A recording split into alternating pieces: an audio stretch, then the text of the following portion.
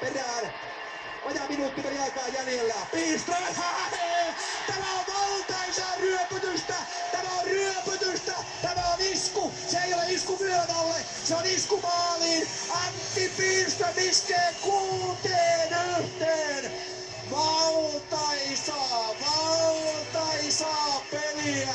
Jokainen kuti menee häkkiin! Tämä on ilmiömäinen näytös Suomen leijonamiehistöltä 6-1, 56 sekuntia peliaikaa. Miettikää, 6-1 on taululla.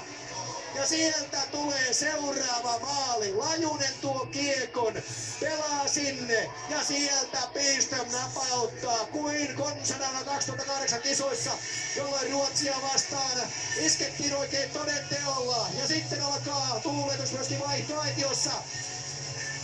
56 sekuntia Suomen toiseen maailmanmestaruuteen. Vielä kerran vedetään, vieläkö menee seuraava? Suomi ottaa loistavan, maagisen, ihanan, uskomattoman voiton, joka on todennäköisesti numeroissa 6-1, ellei tule sitten vielä jotain lisäeväitä sieltä. Ei sieltä mitään enää tule. 92 Ruotsi voitti, 94 Kanada voitti, 95 Suomi voitti, 98 Ruotsi voitti, 99 Tsekki voitti, 2001 Tsekki voitti, 2007 Kanada voitti ja 2011 Suomi voittaa historiansa toisen maailman mestaruuden. Ja millä joukkueella, millä näytöksellä, millä energialla, millä itseluottamuksella tämä leijonamiehistö on pelannut. Vihdoinkin se on totta, vihdoinkin se on totta jälleen.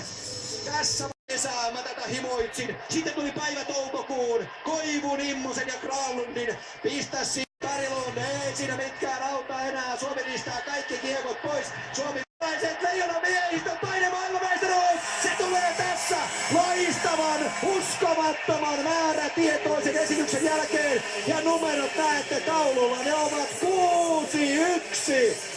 Ei jätä selittelyille sijaa.